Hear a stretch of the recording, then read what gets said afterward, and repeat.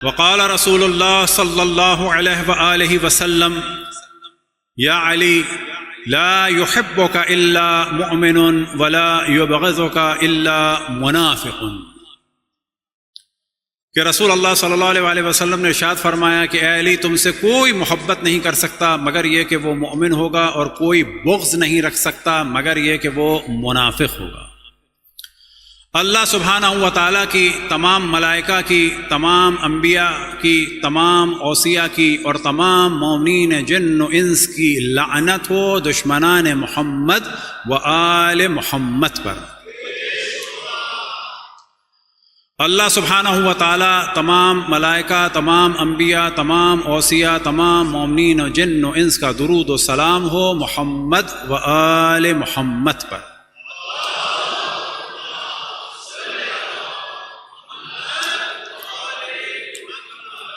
اور اسی لعن اور اسی صلوات کا واسطہ دیتے ہیں خداوند تبارک و تعالیٰ کو کہ ہمیں اس شب قدر میں جہاں اور مختلف نعمتوں سے نوازے، وہاں اس نعمت سے خصوصاً نوازے کہ ہماری معرفت اہل بیت میں اضافہ ہو، اور ساتھ میں دشمنان اہل بیت کو پہچانیں، اہل بیت کا قرب حاصل کریں، اور دشمنان اہل بیت سے مزید نفرت کریں، کیونکہ دین فقط اہل بیت کی محبت نہیں ہے بلکہ اہل بیت کے دشمنوں کی نفرت بھی ہے۔ جتنی ہم دعا کریں اہل بیت کی مودت کی اور محبت کی اور قرب کی، اتنی ہی دعا کریں اہل بیت کے دشمنوں سے نفرت کی اور بغض کی اور براءت اور دوری کی۔ صلوات پڑھیں بر محمد والے محمد۔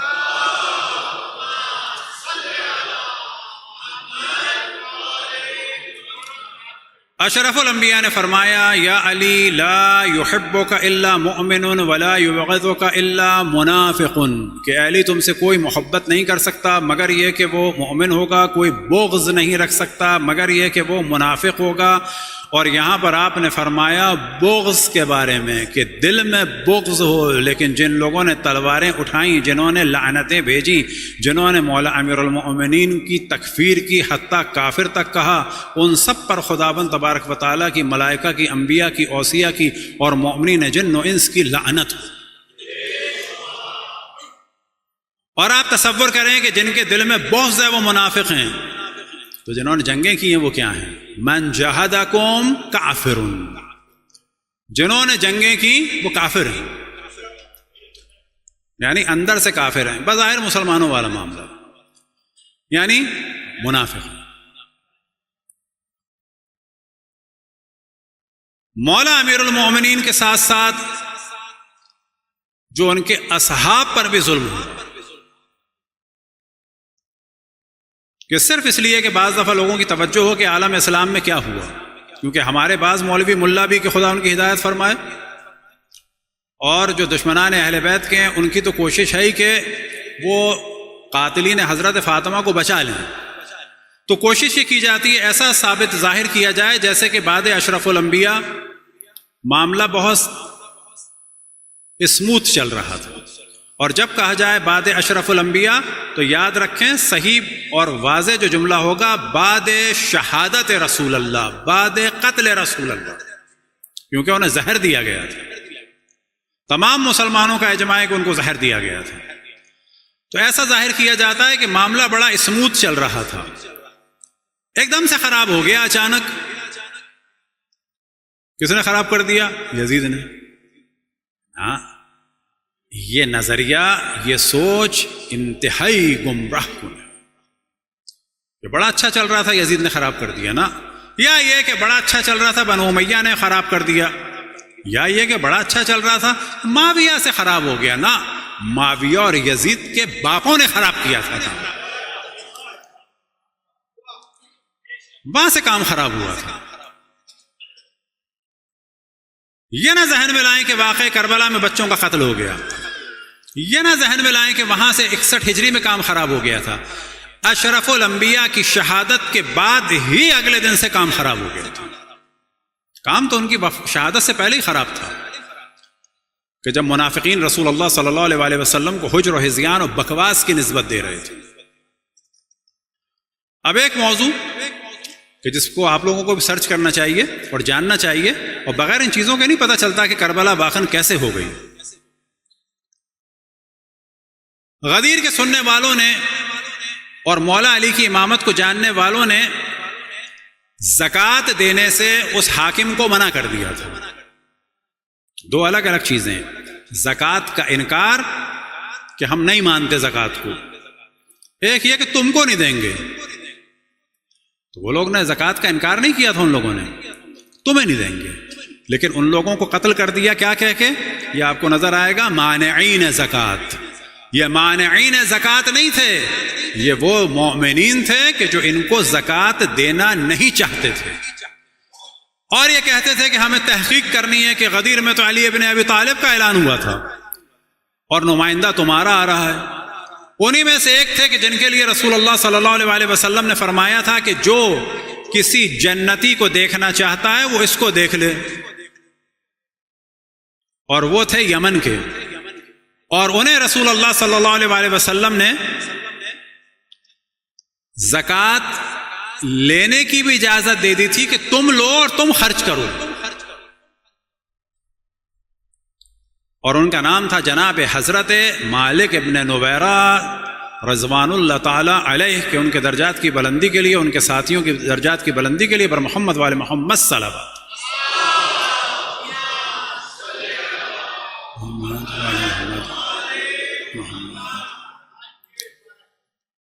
خلیفہ اول کی جانب سے خالد بن ولید کو بھیجا گیا، اور ان پہلے سیاسی خلیفہ کا جو پہلا عدل اور انصاف کا بیان تھا آفیشلی، وہ یہ تھا کہ اگر کسی نے مجھے بکری کا بچہ بھی نہیں دیا تو اس کو قتل کر دو زکوٰۃ کے طور پر، اور یہ حکم دیا کہ جاؤ اگر کہیں اذان کی آواز نہ آئے تو شن الغارتا، حملہ کر دو، قتل عام کر دو، اور اگر اذان کی آواز آئے تو دیکھو نماز ہوتی ہے کہ نہیں ہوتی۔ اب اگر اذان کی آواز آئے، مثلا ایک آدمی نے اذان دے دی اور اگر وہاں نماز نہیں ہو رہی، شن الغارتا، غارت کر دو، حملہ، غارت سے مراد ہوتا ہے حملہ کر دو، اور اگر وہ نماز پڑھیں تو ان سے زکوٰۃ مانگو، اور اگر زکوٰۃ میں بکری کا بچہ دینے میں بھی وہ کوتاہی کریں تو شن الغارتا، قتل کر دو، مار دو، جلا دو، اور اس کے بعد جملہ تھا پھر جو چاہے کرو۔ تو جب جناب حضرت مالک نویرہ کے پاس یہ لوگ گئے زکوٰۃ لینے کے لیے، خالد بن ولید کو بھیجا تو مالک ابن نویرہ نے زکوٰۃ دینے سے انکار کر دیا، بلکہ کیا کیا کہ ان کے آنے سے پہلے ہی جن لوگوں نے زکوٰۃ دی تھی ان لوگوں کو واپس کر دی، وہ تم جانو تمہاری زکوٰۃ جانے۔ اب خالد نے آ کے زکوٰۃ مانگی، جناب حضرت مالک ابن نویرہ رضی اللہ تعالی عنہ نے زکوٰۃ دینے سے منع کر دیا، تو ان کو بنا دیا کافر، انہیں قتل کیا، ان کے اور ان کے ساتھیوں کے سروں کو کاٹ کر رکھا، اس پر کھانا پکایا اور ان لوگوں نے کھایا، اور ان کی زوجہ لیلا کہ جن کی کنیت تھی ام تمیم، ان کی عزت کو اسی رات پامال کی۔ اب جب یہ خالد واپس آیا تو خلیفہ سیاسی کے دوم اس کے خلاف تھے، اور اس سے ایک جملہ کہا، اقتلت امرأ مسلما ونزوت علی امرأته، تم نے ایک مسلمان کو قتل کر دیا اور اس کی بیوی کے ساتھ یہ کیا وہ کیا۔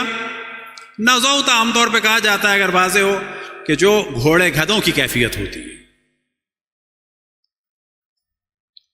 اقتلت امرأ مسلما ونزوت علی امرأته، تمہیں تو رجم کرنا چاہیے، لیکن تاریخ میں لکھا گیا ہے کہ جو سیاسی خلیفہ تھے پہلے، ان کا یہ تھا کہ جو ان کے لیے کام کرتا تھا اس کی سزا اس کو نہیں دیتے تھے۔ ظاہر ہے بھائی، کوئی اپنی آخرت خراب کر رہا ہے، آپ کے لیے آپ سزا دیں گے؟ کوئی آپ کی کرسی مضبوط کر رہا ہے، آپ سزا دیں گے نا؟ تو یہ کوئی 61 ہجری میں نہیں ہوا تھا واقعہ، یہ 11 ہجری میں رسول اللہ صلی اللہ علیہ وآلہ وسلم کی شہادت کے فوراً بعد ہو گیا تھا، اور اس کو بڑے فخر سے کہا جاتا ہے مانعین زکوٰۃ سے جنگ۔ یہ مانعین زکوٰۃ نہیں تھے، یہ ان کو زکوٰۃ نہ دینے والے لوگ تھے۔ پھر دوسرا سیاسی خلیفہ کا بیان تھا لا یخالفون احد الا قتلناہ، کوئی بھی ہماری مخالفت کرے گا مگر یہ کہ قتل کر دیا جائے گا۔ جناب عائشہ فرماتی ہیں بخاری میں وَخَوَّفَ النَّاسَ الْعُمَرُ إِنَّ فِيهِمْ لَنِفَاقٍ، کہ مدینے والوں میں نفاق تھا، اور انہوں نے نام لیا جناب عمر کا کہ انہوں نے ڈرایا لوگوں۔ اچھا مدینے والے کون تھے اس وقت؟ آج کے مدینے والے نہیں، اشرف الانبیاء کے دنیا سے جانے کے بعد مدینے والے تھے کون؟ اصحاب تھے کہ نہیں تھے؟ ہم سے کہا جاتا ہے کہ جی کیسے منافق کہہ دیا کسی کو، بخاری کے الفاظ ہیں، جناب عائشہ فرماتی ہیں لقد خوف الناس العمر، کہ عمر نے لوگوں کو ڈرایا کیونکہ ان لوگوں میں نفاق تھا۔ نفاق کن میں تھا؟ اہل چین میں نہیں، اہل روم میں نہیں، بیزنٹائن امپائر کی بات نہیں ہو رہی، رومن امپائر کی بات نہیں ہو رہی، انڈیا کی بات نہیں ہو رہی، مدینے والوں کے لیے کہا جا رہا ہے۔ تو یہ ساری پاور کے لیے قتل عام کا بازار کرنا، بس اتنا خلاصہ سمجھ لیں، اور اس کو جاننا چاہیے، اور اس کو سرچ کریں، اس کو دیکھیں تو آپ ہل کے رہ جائیں۔ اور پھر اسی کے ساتھ ساتھ مولا امیر المؤمنین کے فضائل کو چھپایا گیا، کہیں چھپایا گیا اور کہیں اسمگل کیا گیا، دوسروں کو دے دیے، جیسے کہ صدیق اکبر فاروق اعظم مولا امیر المؤمنین کو رسول اللہ صلی اللہ علیہ وسلم نے لقب دیا تھا۔ کل آدھی روایت پڑھ کے توجہ ہٹ گئی تھی کہ جب مولا امیر المؤمنین تشریف لا رہے تھے تو رسول اللہ صلی اللہ علیہ وسلم نے اصحاب سے کہا ان ھذا اول من آمن بی، یہ وہ ہے کہ جو سب سے پہلے مجھ پر ایمان لایا۔ ایمان لایا سے کیا مراد ہے؟ کہ یہ پہلے بھی مسلمان تھا، دین حنیف پہ تھا، لیکن جیسے ہی میں نے نبوت کا کہا اس نے میری نبوت کو مانا۔ وَأَوَّلُ مَن يُصَافِحُنِي يَوْمَ الْقِيَامَةِ، یہ سب سے پہلے یوم القیامت میں مجھ سے مصافحہ کرے گا۔ ھذا صدیق الاکبر، یہ صدیق اکبر ہے۔ ھذا فاروق ھذا الامت، یہ اس امت کا فاروق ہے، یعنی اس کے ذریعے سے حق اور باطل بیان ہوگا۔ بِهِ يُفَرَّقُ بَيْنَ الْحَقِّ وَالْبَاطِلِ، اس کے ذریعے سے حق اور باطل میں تمیز ہوگی۔ ھذا یعصوب الدین، یہ دین کی پناہ گاہ ہے۔ اور اس روایت میں کہ جسے ہم نے پڑھا یا علی لا يحبك الا مؤمن ولا يبغضك الا منافق، تو یہاں پہ بھی پتہ چل جاتا ہے کہ مولا امیر المؤمنین فرق کرنے والے بھی ہیں کہ جو ان سے محبت کرے گا وہ مومن ہوگا، جو ان سے بغض رکھے گا وہ منافق ہوگا۔ اور اسی صفت کو رسول اللہ صلی اللہ علیہ وسلم نے بیان کیا علی قسیم الجنت والنار، کیا مراد ہے قسیم الجنت والنار؟ علی کے ذریعے سے لوگ جہنم میں جائیں گے، علی کے ذریعے سے لوگ جنت میں جائیں گے، کیا مراد ہے؟ جو محبت کرے گا وہ جنت میں جائے گا، جو بغض رکھے گا وہ جہنم میں جائے گا، اور جہنم کے بدترین درجے پہ وہ جائے گا کہ جو علی کو کافر کہے گا یا علی سے جنگ کرے گا یا علی پر لعنتیں بھجوائے گا۔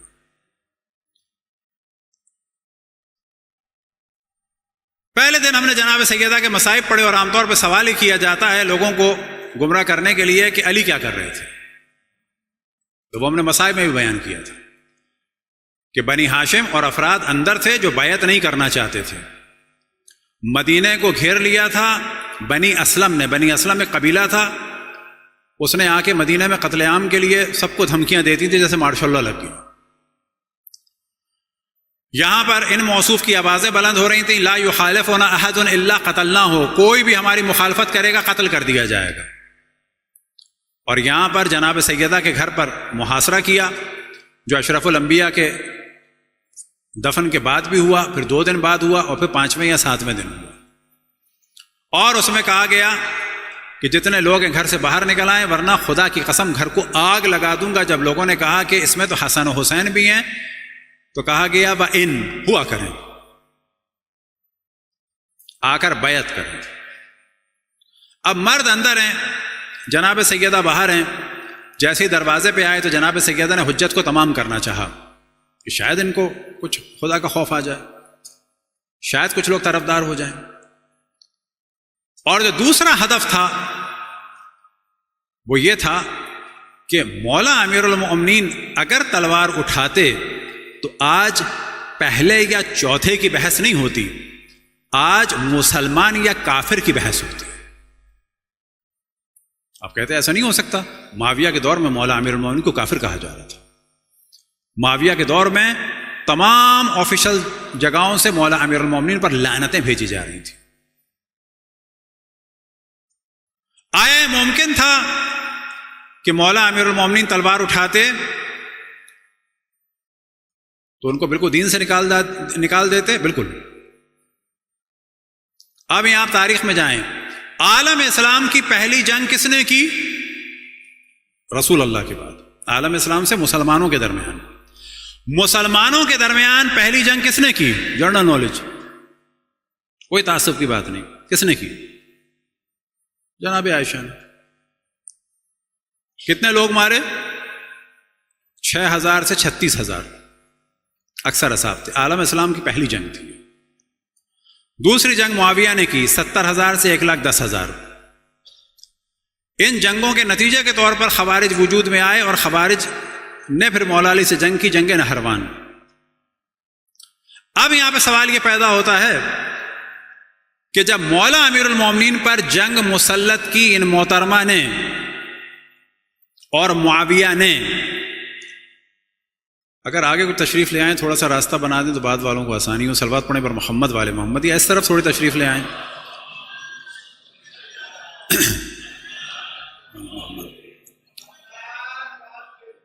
مولا امیر المومنین پر جب جنگ مسلط کی جناب عائشہ نے اور معاویہ نے، تو اس وقت مولا امیر المومنین کا اہل سنت کے حساب سے اور اس زمانے کے مسلمانوں کے حساب سے کیا مقام تھا؟ چوتھے خلیفہ۔ خلیفہ کی اطاعت واجب ہے کہ نہیں ہے ان کے یہاں؟ یہ کون سا قانون ہے کہ جس خلیفہ کی اطاعت کو واجب کہو تو واجب کہو، دوسرے خلیفہ پہ قتل عام کا بازار گرم کر دو؟ یہ کون سا نظام ہے؟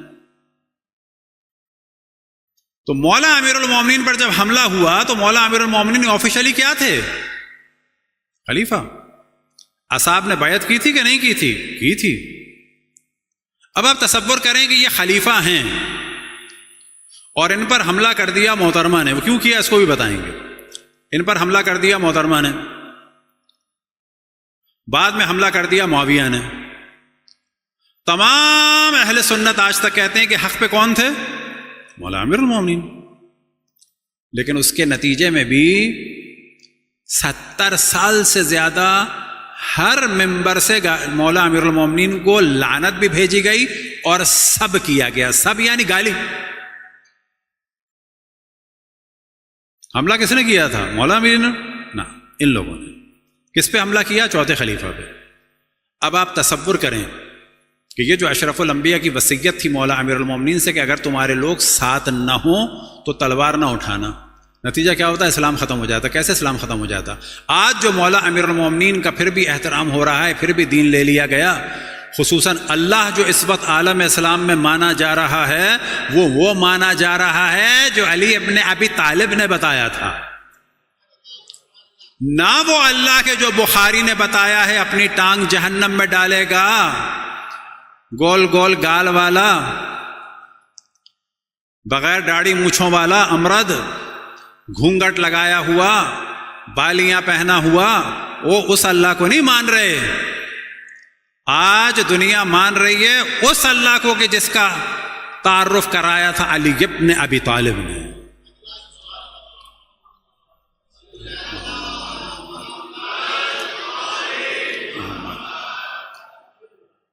امرت کہتے ہیں اس لڑکے کو جس کی داڑھی مونچھیں نہ ہو۔ تو ایک جانب ہمارے یہاں دعائے کمیل ہے، ایک جانب جو ہے جوشن کبیر ہے، تو ایک جانب اللہ کی وہ معرفی ہے کہ جی وہ امرد ہے، بغیر داڑھی مونچھوں کا لڑکا، چھوکرا۔ کیا پاپا یہ مولا امیر، یہ جو بعض لوگ کہتے ہیں اہل بیت سے کیا ملا، اہل بیت سے یہ ملا۔ ایک جانب وہ انٹروڈکشن ہے رسول اللہ کا کہ رنگیلا رسول کتاب لکھی جا رہی ہے، ایک جانب یہ ہے کہ ہم عصمت کے قائل ہیں، یہ اہل بیت سے۔ تو اب اگر مولا امیر المؤمنین دروازے پہ جاتے تو اب یقین جانیں یہ لوگ حملہ کرتے اور کہتے علی نے تلوار اٹھائی، اور اس سے زیادہ برا ہوتا کہ جو بعد میں ان لوگوں نے حملہ کیا تو اتنا برا ہوا۔ تصور کریں کہ مولا امیر المؤمنین اگر کر دیتے تو کیا ہوتا۔ تو بعض دفعہ لوگوں کے ذہن میں آتا ہے کہ رسول اللہ صلی اللہ علیہ وسلم نے وصیت فرمائی کہ اگر طرفدار نہ ہوں لوگ تو تلوار نہ اٹھانا۔ وہ بالکل واضح جو حالات تھے، حتیٰ روایت میں ایک جگہ نقل ہوا کہ مولا امیر المومنین ایک جگہ سے گزر رہے تھے جہاں پر فینس سی لگی ہوئی تھی، اور وہاں پر کچھ بھیڑ تھے، اور وہ بھیڑوں کی تعداد کتنی تھی؟ 30، جو بعد میں لوگوں نے گنی۔ تو امام نے فرمایا کہ اگر ان بھیڑوں کے برابر بھی میرے پاس افراد ہوتے تو میں کھڑے ہونے کا سوچتا۔ تو یہاں سے سمجھ میں آتا ہے کہ حالات کیسے تھے۔ البتہ ایک جملہ ہے، یہ کوئی بہت علمی نقطہ نہیں ہے جب عرض کرنے والے ہیں۔ اردو ڈائجسٹ ایک ہوتا تھا جس میں کردار تھا امر و عیار۔ یہ اس دن بھی کسی نے یاد دلایا تھا، کیا نام تھا اس کا؟ جی، داستان امیر حمزہ، اس میں ہوتا تھا امر و عیار، تو وہ غلط ہے۔ عین میم رے ہو جاتا ہے عمر، عین میم رے کے بعد اگر واو ہے تو وہ ہو جاتا ہے امر۔ امر اور عمر میں جو فرق ہے، یہ مولا امیر المومنین کے بعض بچوں کے لیے جو عمر آیا ہے تو میں یہی ڈسکشن ہے کہ اس کے بعد اصل میں واو بھی تھا، امر تھا۔ امر اور عمر ایک طرح سے لکھا جاتا ہے، پڑھا الگ الگ جاتا ہے، فرق کرنے کے لیے ایک واو لگا دیتے ہیں۔ امر و عیار، عمر و عیار کہہ دیتے ہیں ہمارے یہاں، تو عمر و عیار نہیں ہے، امر عیار۔ یہ جنہوں نے لکھا اللہ ان کے درجات بلند فرمائے، انہوں نے امر آس کی اس صفت کو بیان کر کے جو عیار کریکٹر تھا اس کا نام رکھ دیا امر عیار۔ ایک اور ہے، اور وہ ہم واقعاً دیکھ رہے ہیں، میں نے دیکھا بھی، نتیجہ نہیں نکلا۔ نتیجہ نہیں نکلا یعنی کوئی ایویڈنس پرانی کتابوں کا نہیں ملا۔ یہ جو ہم ڈسکس کر رہے ہیں ممکن ہے کوئی ایسا پڑھنے والا اور ڈھونڈ لے۔ یہ جو انڈیا پاکستان میں کریکٹر ہے بی جمالو، بی فارسی میں بھی اور بعد میں جو آئی ہے، بی کے معنی ہوتے ہیں خاتون کے لیے، بی اور بی بی، بی جمالو۔ تو اصل میں یہ بی جمالو تھا یا بی جملو تھا؟ یعنی لیڈی آف دا جنگ جمل، صلوات پڑھنے پر محمد والے محمد۔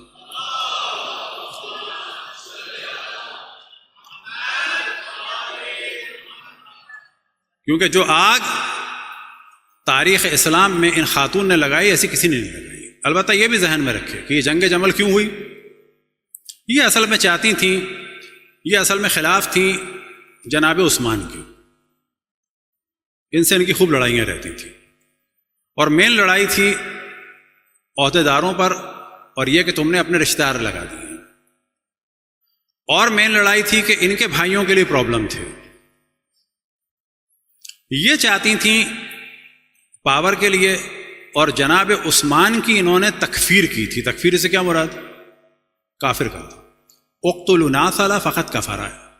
یہ ناصل، ناصل کہتے تھے اس زمانے میں۔ ایک مدینے میں آدمی تھا لمبی داڑھی والا، اس کا نام تھا ناصل۔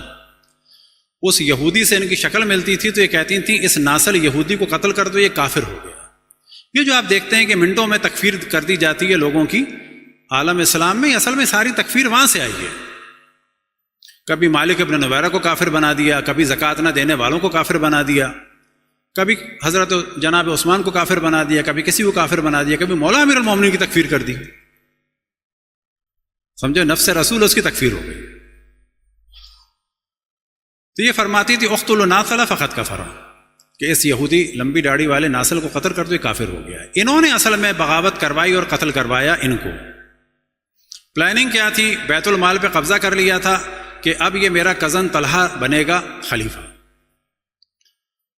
لیکن جب دیکھا کہ لوگوں نے بیعت کر لی مولا امیر المومنین سے، تو یہاں سے انہوں نے پینترا بدلا اور کہا کہ آؤ علی سے جنگ کریں، اور مولا امیر المومنین پر اور ان کے ساتھیوں پر قتل کی تہمت لگا دی، جبکہ قتل کا فتویٰ دینے والی جناب عائشہ تھی، اور قتل کے لیے پلاننگ کرنے والے طلحہ اور زبیر تھے، اور مولا امیر المومنین پر یہ تہمت لگا کر جنگ شروع کر دی۔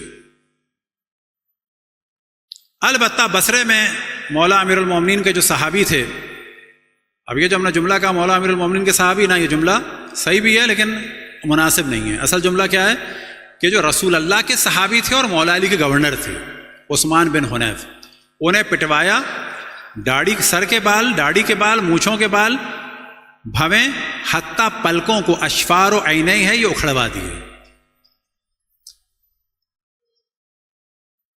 اور وہاں کے جو کمانڈر تھے اور سیکیورٹی پر معمول تھے وہ کون لوگ تھے؟ آپ کو تعجب ہوگا، وہ ساڑھے جٹ برادری تھی. یہ آپ کو تعجب ہوگا. مولا امیر المومنین کے خزانوں کے جو کمانڈر اور سیکیورٹی کے لوگ تھے وہ اس سندھ، اس زمانے میں پنجاب نہیں کہتے تھے کوئی، سندھ، یہ پورے سندھ کے لوگ تھے اور زت تھے. زت کون ہے کہ جن کو کہا جاتا ہے جٹ. جٹ کون؟ یہی پنجاب کے جٹ. ان میں 40 ایک دفعہ ذبح کرائے محترمہ نے، پھر کچھ ذبح کرائے، اور طلحہ اور زبیر اور عبداللہ ابن زبیر اس کام کو انجام دے رہے تھے. اب یہ ہے کہ 400 ذبح کرائے، 700 ذبح کرائے، 70 ذبح کرائے، الگ الگ وقت میں یہ ذبح کرائے.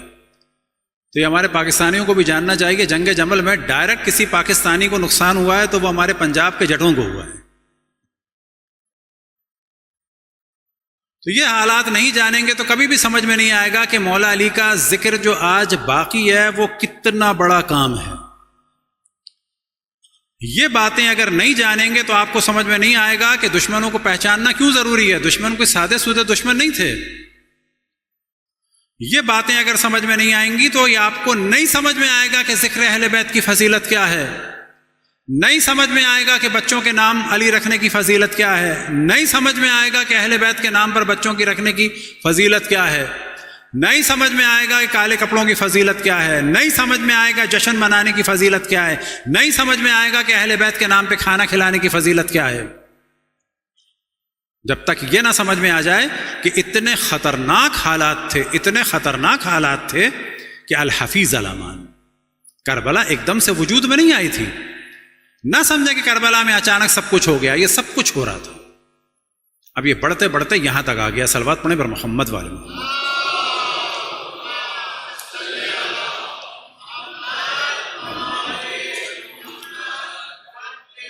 اب یہاں سے آپ کو سمجھ میں آئے گا کہ مولا امیر المومنین کے فضائل کو بیان کرنے کا کیوں ثواب ہے.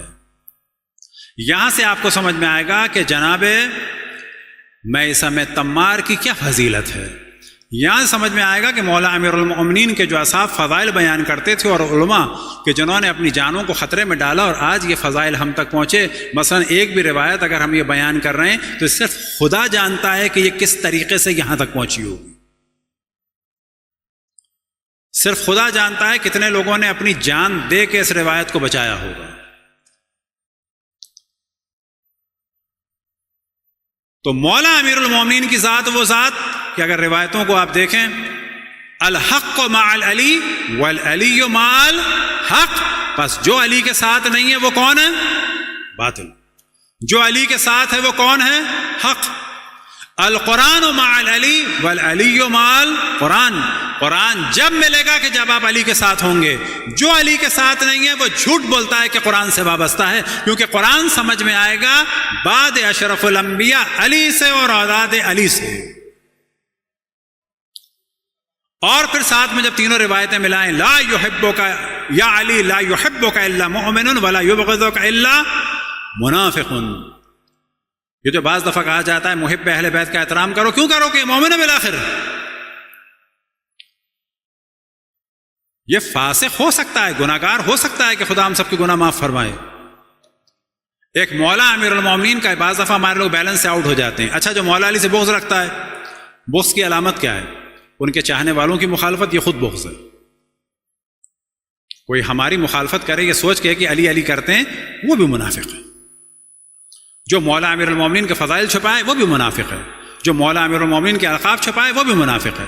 جو مولا امیر المومنین کے ذکر کو ختم کرنا چاہے وہ بھی منافق ہے. جو مولا امیر المومنین اہل بیت سے منسوب محافل پہ پتھراؤ کرے وہ بھی منافق ہے. اب آپ تصور کریں کہ ہمارے یہاں جہالت کی باتیں، اسے مولوی ملا شامل ہے. بعض ان مومنین سے تو بہتر پھیلانے ہیں لوگ.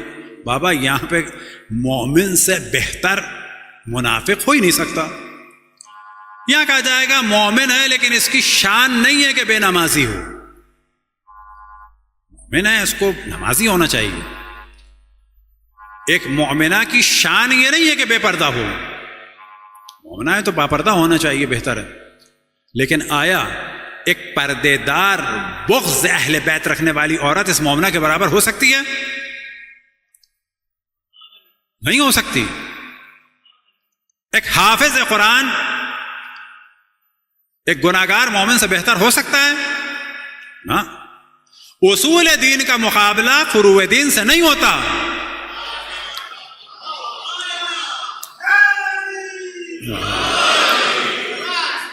کسی کا اگر اصول دین صحیح ہو اور کسی کا فروع دین خراب ہو تو اس سے مقابلہ نہیں ہوتا.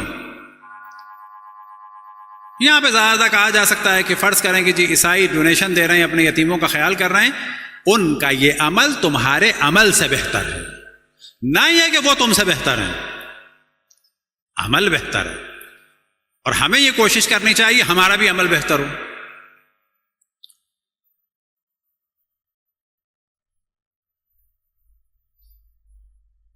اب مولا امیر المومنین کی فضیلتوں کے بارے میں ذکر کیا، کچھ فضائل قلم نے بیان کیے، ذرا ہٹ کے تھے تاکہ پتہ چلے کہ ہمیں مختلف جگہ مولا علی کے فضائل بیان کرنے ہیں. مولا علی کی فضیلتوں میں سے ایک فضیلت یہ، ایک دفعہ ایک عیسائی کو دیکھا کہ جو بوڑھا ہے اور بھیک مانگ رہا ہے. مولا علی نے اس کو روکا، لوگوں سے پوچھا کیا اس کا حال ہے. پتہ چلا یہ پہلے مزدوری کرتا تھا. تو کہا یہ شرم کی بات نہیں ہے کہ اس نے تمہاری خدمات انجام دی ہیں اور اب یہ بھیک مانگے. اور پھر فرمایا کہ اس کا ذمہ مجھ پر ہے، بیت المال سے دوں گا. یعنی کہا جا سکتا ہے کہ ایک پینشن کا سلسلہ. یہاں پر ایک توجہ دلائیے کہ جس نے تمہارے معاشرے میں خدمات انجام دی ہیں اس کی ذمہ داری تم پر ہے. یہ خود ایک مولا امیر المومنین کی فضیلت ہے. اب کیونکہ شب قدر ہے، ایک موضوع بیان کرتے ہیں، تھوڑا سا ذرا وہ آپ کو لگے گا ایسٹرونومی سے اس کا تعلق ہے. پھر ایک روایت ہی بیان کرتے ہیں، اور روایت بیان کرنے کا ہدف یہ ہے کہ یہ والی چیزیں کوئی بیان نہیں کر سکتا.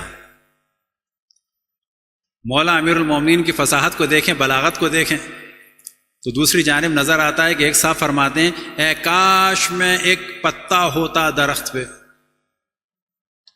ایک اونٹ گزرتا مجھے کھا لیتا، میں مینگنی بن کے نکل جاتا. واہ واہ واہ.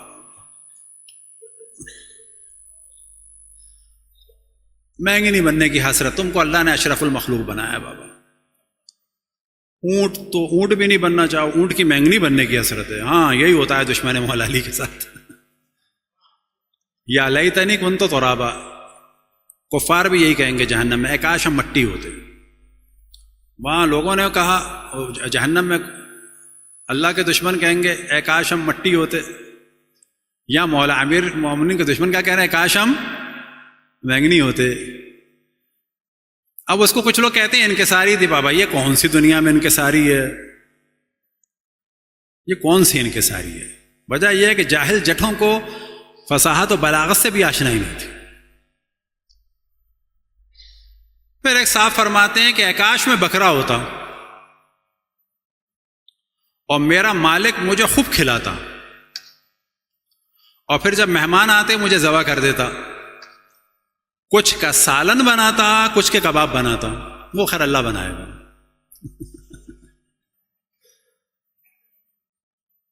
یا کچھ کا سالن بناتا کچھ کا کباب بناتا اور مہمان کھا لیتا اور میں فضلہ بن کے نکل جاتا.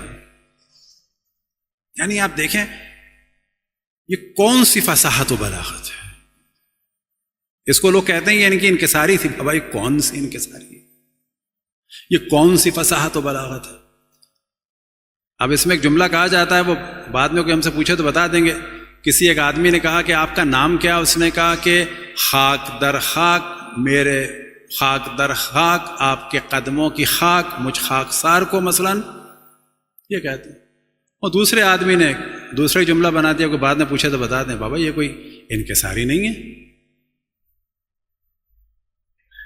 تو مولا امیر المومنین سے کسی کا کوئی مقابلہ نہیں ہے. اب کیونکہ ہم توجہ دلا رہے ہیں کہ بعض دفعہ آپ بیٹھے پڑھے لکھے لوگوں میں تو آپ کو ان کے حساب سے آپ کو ان کو اٹریکٹ کرنا ہے.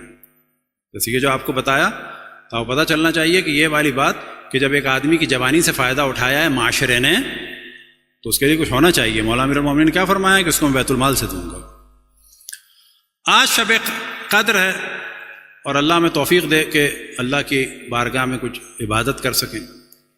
اور یہ یاد رکھیں کہ کبھی انسان کا دل نہیں چاہتا لمبی نمازیں پڑھنے کا، یا حتیٰ وضو نہیں ہے، تو ایک کام کریں، کبھی جب بھی تنہائی میں دل چاہے زمین پہ سر رکھ دیں اللہ کے لیے، بالکل کوئی نہ ہو، حتیٰ کسی چیز کا انتظار نہ کریں. اور اس کے لیے کوشش کریں گھر میں کوئی لکڑی رکھ لیں، کاغذ رکھ لیں، پتا رکھ لیں، ٹیشو پیپر رکھ لیں، پتھر رکھ لیں. وہ اللہ اگر یہ بھی نہیں ہے تو وہ جو سجدہ واجب ہے وہ کس پر واجب ہے؟ نماز کے لیے واجب ہے. لیکن اگر ایسے ہی اللہ کو سجدہ کرنا چاہیں، ویسے دل چاہ رہا ہے تو وہ ایسے بھی کر سکتے ہیں، ایسے بیٹھ گئے. لیکن کبھی کبھی تنہائی میں بغیر وضو بغیر غسل ایک سجدہ ادھر ادھر کسی بھی سمت، خود بخود اللہ سبحانہ و تعالیٰ سے ایک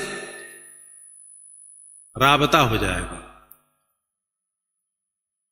ایک روایت میں نقل ہوا جو حدیث قدسی ہے، لو علم المدبرون، اللہ سبحانہ و تعالیٰ فرما رہا لو علم المدبرون کیف اشتیاقی بہم لماتوا شوقا، اگر مجھ سے منہ موڑنے والوں کو اگر مجھ سے پیٹ موڑنے والوں کو یہ علم ہو جائے کہ میں کتنا ان سے ملنے کا مشتاق ہوں تو وہ میری ملاقات کی کیفیت کو سوچ کے مر جائیں گے.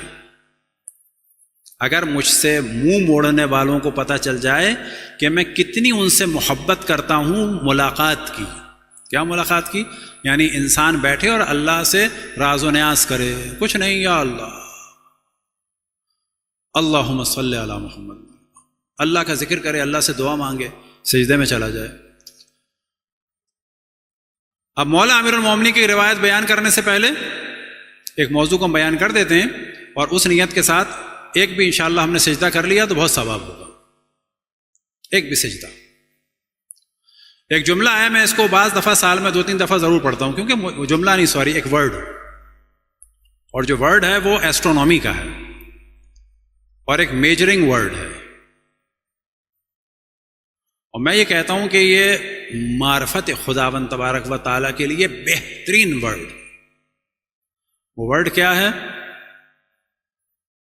Light year. آپ سنتے ہوں گے light year, light year, light year. Light کتنا ٹریول کرتی ہے ایک سیکنڈ میں؟ 1,86,000 کلومیٹر میں 3 لاکھ کلومیٹر پر سیکنڈ. ایک سیکنڈ میں 1,86,000 یا کلومیٹر میں ایک سیکنڈ میں 300,000، 3 لاکھ. اس 3 لاکھ کو ملٹیپلائی کریں منٹ سے، 3 لاکھ کو ملٹیپلائی کریں 60 سے، تو بنے گا 1 منٹ لائٹ ڈسٹینس.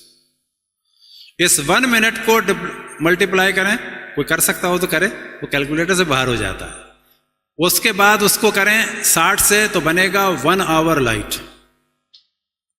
اس کو ملٹیپلائی کریں 24 سے تو 1 ڈے لائٹ بنے گا. اس کو ملٹیپلائی کریں 365.8 سے 9 سے تقریباً تو بنے گا 1 لائٹ ایئر. اور پھر اس کے بعد کبھی کبھی جب واقعاً اللہ کی عبادت کا دل نہ چاہ رہا ہو تو کوشش کریں تھوڑی جغرافی دیکھیں، تھوڑی ایسٹرونومی دیکھیں. ایسٹرونومی کے بارے میں واقعاً میرا عقیدہ یہ ہے، خود میں بھی بعض دفعہ یہی کرتا ہوں، یوٹیوب پہ جا کے آپ لائٹ ایئر لکھ دیں، تھوڑی دیر میں خود دل چاہے گا کہ اللہ کے سامنے ایک سر جھکا دیں. تو آپ کو تعجب ہوگا کہ بلینز آف لائٹ ایئر کی ٹریولنگ ہے اور دنیا کا کچھ کائنات کا پتہ نہیں ہے. بس یہ اللہ وہ ہے کہ جس کی کائنات میں ہماری دنیا ایک نہ نظر آنے والے ذرے کے برابر ہے، اور اس اللہ سے ہم لڑتے ہیں اس ذرے کے چھوٹے سے حصے کی پاور کے لیے. وہ بھی اگر اس لائٹ ایئر اور اس دنیا کو دیکھا جائے تو ہماری زندگی فریکشن آف سیکنڈ جیسی بھی نہیں ہے.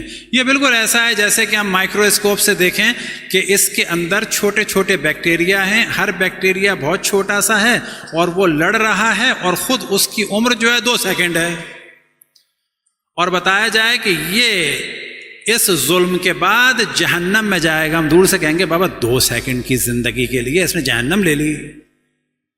ہمیں بھی ملائکہ دیکھ کے یہ کہہ رہے ہوں گے یہ اتنی سی دنیا کے اتنے سے پلاٹ کے لیے بہن کا حق مارا, کبھی بھائی کا حق مارا, کبھی مزدور کا حق مارا, کبھی اس کا مارا, کبھی اس کا مارا, اور یہ فریکشن آف سیکنڈ کی لائف کے لیے اس نے جہنم لے لی. اور یہ بلینز آف لائٹ ایئر کے ڈسٹینس کے برابر جو گلیکسیز پھیلی ہوئی ہیں, اب تک اول تو کسی کو اس کا علم ہی نہیں ہے, یہ فقط ایک گمان ہے, اس سے ٹکر لی جا رہی ہے. صلوات پڑھیں پر محمد والے محمد.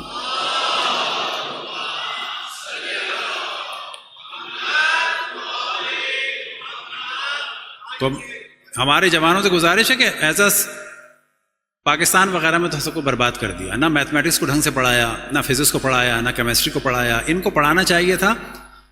فزکس کیمسٹری کیا ہے, کوئی سبجیکٹ نہیں ہے. ہمیں کو تو وبال بنا کے پڑھایا تھا, اسی وجہ سے پڑھے بھی نہیں اچھا. خیر مجھے شوق تھا جیولوجی. ان کو دیکھنا چاہیے اللہ سبحانہ و تعالیٰ کی نشانیاں ہیں. فزکس کیمسٹری اللہ سبحانہ و تعالیٰ کی واقع نشانیاں ہیں. میتھمیٹکس جو ہے وہ گیم ہے, ہمیں تو میتھمیٹکس وبال بنا دیا تھا, گیم ہے. اب یہاں سے پتہ چلے گا کہ مولا امیر المؤمنین واقعاً خداوند تبارک و تعالیٰ کے خلیفہ ہیں. ایک روایت مولا امیر المؤمنین فرماتے ہیں کہ جو بہار میں بھی ہے اور مختلف کتابوں میں ہے, مولا قال امیر المؤمنین علیہ السلام. کل ہم نے توجہ دلائی تھی کہ جو حضرت آدم ہمارے ہیں یہ ایک حضرت آدم ہے, یہ پورا ہمارا ایک سلسلہ ہے. ہمارے روایتوں میں کیا ہے کہ ایسے الف و الف, ہزاروں ہزاروں, ہزار ہزار کتنے ہو گئے, بول ملین. آدم سے مراد ایسے آدم نہیں, ایک حضرت آدم اور یہ پوری جنریشن. اس سے پہلے والے حضرت آدم وہ جنریشن, یہ وہ کتنے ہو گئے, 2. ان سے پہلے والے پھر ایک جنریشن 3, ان سے پہلے والے پھر ایک جنریشن 4, تو 4 ہو گئے. ایسے ہزاروں ہزاروں گزرے. یہ دیکھ کر اہل بیت کی روایات کو دیکھ کے اگر آپ جیولوجی پڑھیں گے تو مزہ آئے گا. میں کبھی بھی کسی سرنگ کے پاس, پہاڑ کے پاس سے گزرتا ہوں, مجھے مختلف کٹنگ اور جو کلر نظر آتے ہیں, دل چاہتا ہے کاش کوئی جیولوجی پڑھنے والا ہو اور وہ اس کے آثار, اسرار اور رموز بیان کرے کہ یہ ریڈ رنگ کس چیز پہ دلالت کر رہا ہے, یہ کتنے ہزار سال میں بنا ہوگا, یہ پیلا کس پہ دلالت کر رہا ہے, یہ سفید کس پہ دلالت کر رہا ہے, یہ کس پہ دلالت کر رہا ہے, یہ کتنی لیئر بنی, کیسے بنی, کیا ہوا. یہ ساری چیزیں خداوند تبارک و تعالیٰ کی نشانیاں ہیں. مولا امیر المومنین فرماتے ہیں اب ایک ٹاپک تو ہو گیا کہ یہاں پر مخلوقات تھیں پہلے جو فوسلز وغیرہ ملتے ہیں. ایک موضوع یہ ہے کہ جس طرح سے یہ دنیا ہے, ابھی جو ناسا والے یا ایسٹرونامسٹ ڈھونڈتے ہیں وہ یہ ڈھونڈتے ہیں کہ ہماری باڈی کے حساب سے کون سے پلانٹ میں زندگی پاسبل ہے, وہ یہ دیکھتے ہیں. یاد رکھیں وہ اس پر نہیں جا رہے ابھی کہ اور کہاں کہاں مخلوقات ہو سکتی ہیں. اب اس روایت مولا امیر المومنین, البتہ اس کی بہت ساری روایتیں ہیں, صرف ہم ایک پڑھ رہے ہیں آج. قال امیر المؤمنین علیہ السلام هذه النجوم التي في السماء مدائن مثل مدائن التي في الارض. یہ جو بعض ستارے ہیں یہ شہر ہیں بالکل ویسے ہی جیسے کہ تمہارے زمین پہ بعض شہر ہیں, یعنی مدائن سے مراد ہیں یہاں پر آبادیاں. هذه النجوم التي في السماء مدائن مثل مدائن التي في الارض.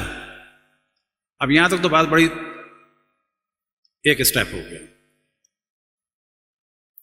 مربوطۃ کل مدینۃ الی عمود من نور, اور ان شہروں کا آپس میں ایک نور کے ذریعے سے کنیکشن ہے. طول ذلك العمود فی السماء مسیرۃ 250 سنہ. ان عمودوں کی جو لمبائی ہے, جو سفر ہے, وہ 250 سال کا ہے. ابھی کون سے سال ہیں نہیں کلیئر, ممکن ہے لائٹ ایئر. اب ایک روایت جو مولا, اب یہ بتائیں یہ والی چیزیں یہ دشمنان مولا امیر المومنین کی زبان سے ایک بھی اس قسم کا جملہ نکلا؟ صحیف سجادیہ جو امام زین العابدین کی دعاؤں کا مجموعہ نہیں ہے, یاد رکھیں ان کی دعاؤں میں سے ایک کلیکشن ہے. ان کی دعائیں اس کے 4 برابر ہیں تقریباً. پاکستان میں کچھ سال پہلے صحیفہ سجادیہ کی بعض دعاؤں کو جناب ابوبکر کے نام سے چھاپ دیا تھا. بابا ان کی ماشاءاللہ اتنی دعائیں ہیں، وہ چھاپو.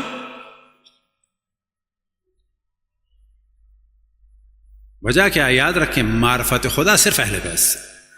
یہ جو جوشن کبیر پڑھی جاتی ہے یہ خزانہ ہے، کسی کے پاس نہیں ہے. یاد رکھیں اللہ سبحانہ و تعالیٰ کا انٹروڈکشن جوشن کبیر میں 1000 طریقے سے ہے. جوشن کبیر کے 100 چیپٹر ہیں، ہر چیپٹر میں 10 اسماء و صفات خداوند تبارک و تعالیٰ ہیں، یعنی 100 طریقے سے خداوند تبارک و تعالیٰ کا انٹروڈکشن ہو رہا ہے. ایسا انٹروڈکشن یاد رکھیں کسی بھی دین میں نہیں ہے اور عالم اسلام کے کسی بھی مذہب میں نہیں ہے. یہ سب برکات ہیں اہل بیت علیہم الصلوۃ والسلام کی. اب ایک روایت جو مولا امیر المومنین کی مشہور ہے، 2 طریقے سے نقل ہوئی ہے. سلونی قبل ان تفقدونی، دونوں کے اندر مشترک ہے. سلونی قبل ان تفقدونی، سوال کرو اس سے پہلے کہ مجھے نہ پاؤ. فلا اعرف،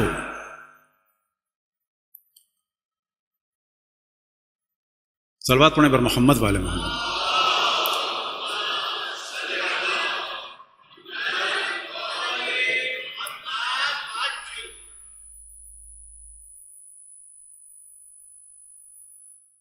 اور اس کے بعد فرماتے ہیں انی اعرف بہا اسألونی ان طرق السما. بچارہ لفظ بلس ہو، ان اسألونی ان طرق السما، مجھ سے سوال کرو آسمان کے راستوں کے بارے میں. فَإِنِّي أَعْرَفُ بِهَا مِن طُرُقِ الْأَرْضِ، میں زمین کے راستوں سے زیادہ آسمان کے راستوں سے آشنا ہوں. اب یہ جملہ بظاہر بڑا آسان ہے، لیکن کسی آپ پڑھے لکھے ایسٹرونومسٹ کو بتائیں گے، ناسا والے کو بتائیں گے کہ ہمارے مولا وہ ہیں کہ جو فرما رہے ہیں آسمان کے راستے. یہ نہیں ہے کہ یہاں سے غلیل سے پتھر مارا تو وہ پہنچ گیا، نا، آسمان کے راستے کیلکولیشن ہے. مثلا یہاں سے چاند نظر آ رہا ہے اور واقعاً ہم بنا کے چھوڑ دیں چاند پہنچے گا، ممکن ہے جا کے میں ایشیا میں گرے گئے.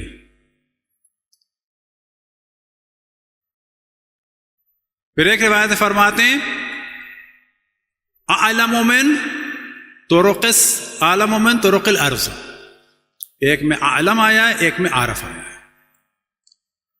یہی جملہ مولا امیر المؤمنین کی حقانیت کے لیے اور مذہب حق شیعہ اثنا عشری کی حقانیت کے لیے کافی ہے کہ جو روایتیں اہل بیت علیہم الصلوۃ والسلام سے نقل ہوئی ہیں وہ آج کے دور میں یہ بتا رہی ہیں کہ مثال کے طور پر یہی والا موضوع کہ حضرت آدم سے پہلے بہت سارے حضرت آدم تھے. آج کل ادیان کا کیا دعویٰ ہے، یہودیوں کا، عیسائیوں کا، اور عام طور پہ اہل سنت کا کیا دعویٰ ہے کہ انسانیت کی ابتدا حضرت آدم سے ہوئی. ہمارا دعویٰ کیا ہے کہ ہم انسانوں کی ابتدا حضرت آدم سے ہوئی ہے، لیکن اس پر مختلف ادوار گزرے ہیں، مختلف مخلوقات تھیں. اب مثال کے طور پر ایک روایت ہے کہ ایک ایسی مخلوق بھی تھی کل بقر، جیسے کہ گائے، اور خداوند تبارک و تعالیٰ نے ان سب کو ایک ہی لحظے میں مار دیا. تو امکان دیا جاتا ہے ممکن شاید وہ ڈائناسور ہوں. یہ والی چیزیں اہل بیت کے علاوہ کسی نے نہیں بتائیں. بس یہ جو ہم نے فضائل بیان کیے، وجہ کیا تھی کہ پتہ چلے کہ اللہ تک پہنچنا ہے تو مولا امیر المومنین و اہل بیت، معرفت خداوند تبارک و تعالی مولا علی اور اہل بیت، معرفت رسول اللہ مولا علی اور اہل بیت، معرفت قرآن مولا علی اور اہل بیت سے ملے گا.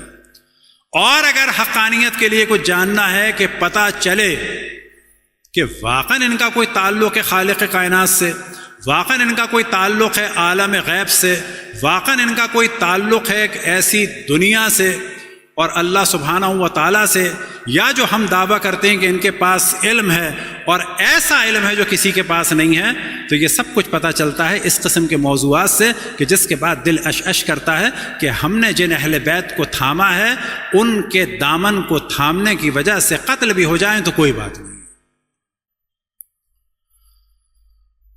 یہ وہ ایام ہیں کہ مولا امیر المؤمنین کے گھر میں سوگ ہے، اور وہ تو پہلے بھی تھا. اور کن لوگوں کے ذریعے سے ہے کہ جو فرار کرتے رہے. کمال کی بات یہ ہے فرار ہی تھے، لیکن گھروں پہ حملہ کرنے کی بڑی طاقت تھی. گھروں پہ حملہ کرنے کی طاقت تھی، رسول اللہ کے دفاع کی طاقت نہیں تھی۔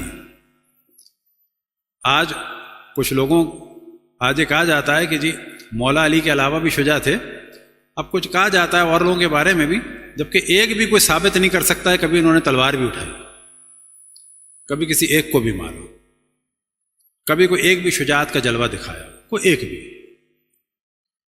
جبکہ اشرف الانبیاء بیعت رہتے تھے اس پر کہ آخر تک رہنا ہے، اور یہ بیعت توڑ کے ہمیشہ بھاگتے تھے، جب موقع ملتا تو بھاگتے تھے، اور بھاگنا علامت اس بات کی تھی کہ بیعت کو توڑ دیا، کیونکہ بیعت ہو رہی ہے کہ بھاگنا نہیں ہے۔ اور خیبر کا تو مشہور ہے یجبنونہ،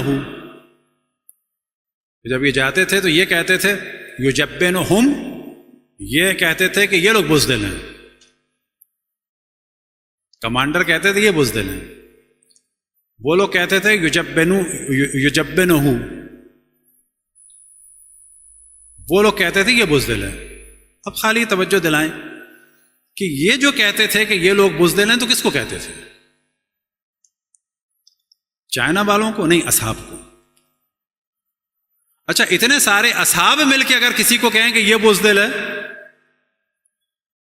تو جب بات کی جاتی ہے اصحاب سے ہی علم لینا ہے، تو اصحاب کا تو علم یہ تھا کہ یہ بزدل ہے۔ اب یہ تصور کہ مولا امیر المؤمنین کو آگے بڑھا دیا رسول اللہ نے، اور فوج تو طاقتور تھی، تو کون سا کمال ہے؟ آج کل یہ کنفیوژن ڈالا جا رہا ہے، کبھی علی کو آگے بڑھا دیا تو فوج تو طاقتور تھی، جب ہر جگہ ان کو بڑھائیں گے تو جیت جائے گی۔ بابا لگاتار ان لوگوں کو بھیجا، حجت تمام کر دی، اسی فوج کو بھیجا، ان کے ساتھ بھیجا، پہلے دن نہیں بھیجا مولا علی کو، ان سب کو بھیجا کہ جن جن کے فتنوں کا خطرہ تھا سب کو بھیجا، سب کو بھیجا کہ جاؤ کہ جلوہ دکھاؤ، اور سب واپس آئے، اور سب کو اصحاب نے یہ کہا کہ یہ بزدل ہے۔ اور اشرف الانبیاء نے آخری دن بھی حجت تمام کر دی کہ ایک نوجوان کی قیادت میں ان سب کو بھیجا، اسامہ بن زید کی، اور کہا کہ لعن اللہ من تخلف جیش الاسامہ، کہ سب کو نکال دیا تھا کہ تم لوگ مدینے سے نکل جاؤ، اسامہ کی فوج میں جاؤ، جو بھی واپس آئے گا اس پہ اللہ کی لعنت ہوگی۔ یعنی واضح کر دیا کہ تم لوگوں میں قیادت تو قیادت، تم لوگ اس قابل ہو کہ ایک نوجوان کی قیادت میں رہو، اجرکم علی اللہ۔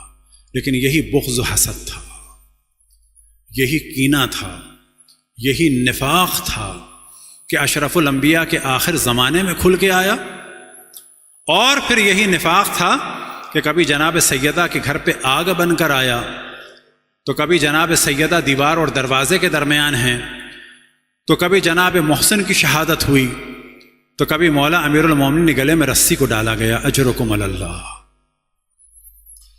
اور مصائب مولا علی کو سمجھنے کے لیے ہم نے حالات بتا دیے کہ اس زمانے میں حالات کیا چل رہے تھے۔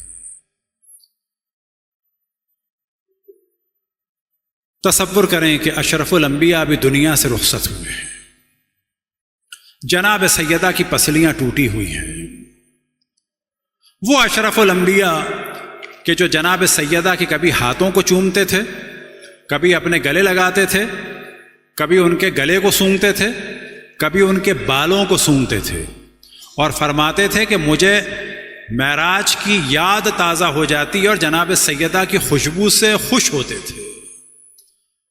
لیکن وہی اشرف الانبیاء ابھی دنیا سے رخصت ہوئے ہیں تو فاطمہ کی روتی ہوئی آواز پہنچ رہی ہے، جناب محسن کے قتل کی آواز پہنچ رہی ہے، جناب سیدہ دیوار اور دروازے کے درمیان ہیں، جناب سیدہ کے تازیانہ پڑ رہا ہے، اور مولا امیر المومنین جو فاتح خیبر و بدر و حنین ہیں، اطاعت رسول اللہ میں کہ جب حکم ہوا رسول اللہ کا کہ تمہیں جنگ کرنے کے لیے جانا ہے، تو وہی علی کہ جو اشرف الانبیاء کے حکم سے جنگ کرنے جا رہے ہیں، اسی علی کی شجاعت کا ایک جلوہ یہ نظر آتا ہے کہ گھر پہ حملہ ہو جاتا ہے، لیکن رسول کا حکم ہے کہ اگر مددگار نہ ہو تو تلوار نہ اٹھانا ورنہ اسلام ختم ہو جائے گا۔ وہاں مولا امیر المومنین کی ایک شجاعت کا جلوہ نظر آتا ہے اسلام کو بچانے کے لیے، اور یہاں پر بھی مولا امیر المومنین کی خاموشی کا جلوہ نظر آتا ہے اسلام کو بچانے کے لیے، اجرکم علی اللہ۔ لیکن آج علی کے ضربت لگی ہے، اور آج یہ علی کی زندگی کا آخری دن ہے، اور اس عالم میں آخری دن ہے کہ جسم میں زہر پھیلا ہوا ہے، اور سامنے ابن ملجم مرادی بیٹھا ہوا ہے۔ اور بعض مقاتل میں بیان ہوا کہ وہ امام حسن سے کہتا ہے کہ مجھے تمہارے کان میں ایک بات کہنی ہے۔ امام حسن فرماتے ہیں نہیں، جو کہنا ہے کہو۔ کہا لوگ بیٹھے ہیں۔ امام نے کہا کوئی بات نہیں، سب یہ ہمارے اپنے ہیں، تمہیں جو کہنا ہے کہو۔ تو بعد میں ابن ملجم مرادی کہتا ہے کہ اے حسن ابن علی، میرا ارادہ یہ تھا کہ اگر تم کان پاس لاتے تو تمہارے کان پہ کاٹ لیتا۔ ایسے شخص کو مولا امیر المومنین نے آخر وقت میں دودھ بھی دیا۔ اور یہ ابن ملجم مرادی وہ ہے کہ جس وقت جناب ام کلثوم گریہ فرما رہی ہیں تو کہتا ہے کتنا ہی گریہ کر لو، علی بچے گا نہیں۔ جناب حضرت ام کلثوم اور حضرت زینب کو آوازیں دے دے کے تڑپا رہا ہے، جس پہ بعض جگہ بیان ہوا جناب ام کلثوم نے کہا کہ نہیں میرے بابا بچ جائیں گے، کہا کہ نہیں بچیں گے، میں نے ایسے زہر میں تلوار کو ڈبو کے وار کیا ہے کہ علی ابن ابی طالب بچ نہیں سکتے۔ لیکن ابن ملجم مرادی کس چیز کا نتیجہ ہے؟ جنگ جمل اور جنگ صفین کا نتیجہ ہے۔ اگر جناب سیدہ اور جنگ جمل جنگ صفین کس چیز کا نتیجہ ہے؟ جناب سیدہ کے گھر پہ حملے کا نتیجہ ہے۔ اگر جناب سیدہ کے ضربت نہ لگتی تو آج علی کی ضربت نہ لگتی، اگر جناب سیدہ شہید نہ ہوتی تو آج علی دنیا سے رخصت نہ ہوتے۔ ایک جانب جناب زینب کھڑی ہیں، جناب ام کلثوم کھڑی ہیں، امام حسن کھڑے ہیں، امام حسین کھڑے ہیں۔ ان بچوں کا ایک تو وہ وقت بھی نظر آتا ہے کہ جب اشرف الانبیاء دنیا سے جا رہے تھے تو یہ چاروں بچے اپنے نانا کو دیکھ رہے تھے کہ ہمارے نانا دنیا سے جانے والے ہیں۔ ان بچوں کا وہ جلوہ بھی نظر آتا ہے کہ صحن خانہ میں کھڑے تھے اور جناب محسن کی لاش رکھی تھی، اور وہ جلوہ بھی نظر آتا ہے کہ ماں دنیا سے جا رہی تھیں اور یہ چاروں بچے معصوم گریہ کر رہے تھے، اور علی ابن ابی طالب نے کہا کہ اے حسن آؤ، اے حسین آؤ، اے زینب اور ام کلثوم آؤ، اپنی ماں کو الوداع کہو۔ اب یہ بچے بڑے ہو چکے ہیں، اور ساتھ میں مولا امیر المومنین کے اور بھی بچے ہیں، جناب رقیہ بنت علی، ختیجہ بنت علی، صفیہ بنت علی، فاطمہ بنت علی، ام الکرام بنت علی۔ تو ایک جانب جناب عباس اور ان کے بھائی ہیں، ایک جانب جناب محمد حنفیہ ہیں، ایک جانب مولا امیر المومنین کے اور فرزندان ہیں۔ ایسے میں ایک جلوہ نظر آتا ہے کہ جناب عباس کا ہاتھ امام حسن اور امام حسین کے ہاتھ میں، اور امام حسین اور امام حسن اور جناب زینب اور جناب ام کلثوم کی آغوش میں اب یہ پلے گا عباس۔ کربلا کی تیاریاں ہو رہی ہیں۔ جناب زینب نے ایک وقت سوال کیا اپنے بابا سے کہ بابا حدیث سے ام ایمن کیا ہے؟ تو مولا فرماتے ہیں کہ میں دیکھ رہا ہوں کہ تم لوگوں کو خوف کے عالم میں اس شہر میں داخل کیا جا رہا ہے اسیر بنا کے، اجرکم علی اللہ۔ کل بھی مصائب میں بیان کیا کہ رسول اللہ دنیا سے جا رہے ہیں تو جناب سیدہ کے مصائب نگاہوں کے سامنے، مولا امیر المومنین دنیا سے جا رہے ہیں تو جناب زینب اور جناب ام کلثوم کے مصائب نگاہوں کے سامنے۔ تصور کریں کہ کسی کا دم نکلنے والا ہے تو رسول اللہ دیکھ رہے ہیں کہ میری بیٹی دیوار اور دروازے کے درمیان اور پسلیاں توڑ دی جائیں گی، اور مولا امیر المومنین کا دم نکلنے والا ہے تو وہ منظر دیکھ رہے ہیں کہ میری بیٹیاں اونٹوں پہ سوار ہیں اور سروں پہ چادریں اور مخنے نہیں ہیں، اور انہیں کوفے میں داخل کیا جا رہا ہے، اور میرا پوتا اونٹ پہ سوار ہوگا، ٹانگیں آپس میں بندھی ہوئی ہوں گی، رانوں سے خون بہ رہا ہوگا اور گلے کے توق کی وجہ سے خون بہ رہا ہوگا۔